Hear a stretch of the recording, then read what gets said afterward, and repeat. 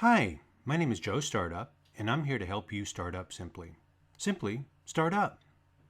My friend Milo asked me, what are the most common mistakes in a startup? While there are many answers, particularly not enough startup money, there are two areas where mistakes often happen. They include the customer path and team building. First, think through what your customer path is as soon as possible. Startups often spend their time perfecting the product and marketing or telling the story, with little time on customer path. A customer path is a way you get your product or service to the customer. A customer path is also called a channel. The most common channels include retail stores, mail order catalog and online sales, direct sales, and wholesale.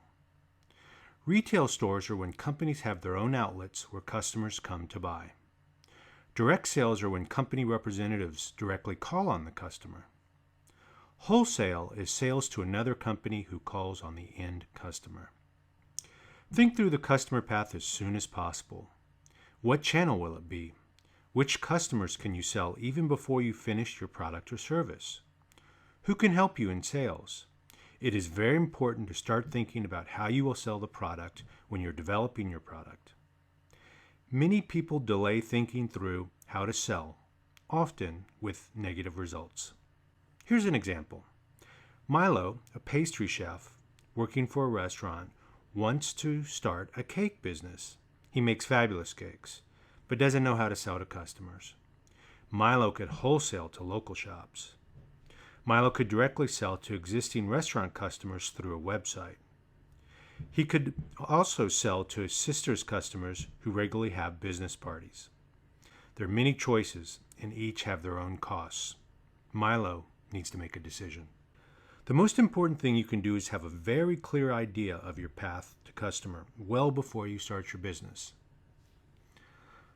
Second, do a reality check on what you're capable of doing and build a team. Teams build great businesses. To use a basketball analogy, it's nearly impossible for one player to play a point guard, center, and small forward. Each has different roles. What are your strengths? What skills do you lack? I'm a big fan of finding a partner who's really good at things you're not. A startup workload is often overwhelming. A partner is great for bouncing ideas off of, as well as sharing the experience. Even with a partner, you will need to find role players to do lower value work, or work in areas in which you're weak. Always choose your partner wisely. In the beginning, you will be doing most of the work. Help from friends and family is a must. It is still important to understand your strengths and areas of need.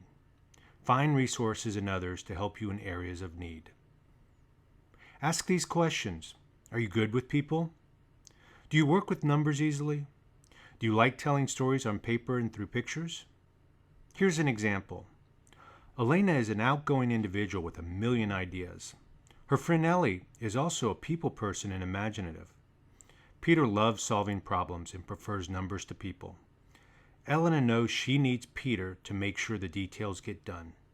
She really likes Ellie's imagination, but is worried that they may clash because of their personalities. She needs to think how to clearly define responsibilities and decision-making if she wants to work with Ellie. Most likely, you can't be the best at everything. Be mindful of your strengths and weaknesses, and seek help from friends and family. Think clearly what skills are needed to build a team that can grow the business. Teams build great businesses. To summarize, I think there are two common areas where mistakes can be prevented. People often don't clearly think through, number one, the customer path, and number two, team building. Think through these well before you start your business. My name is Joe Startup, and I'm here to help you start up simply. Simply, start up.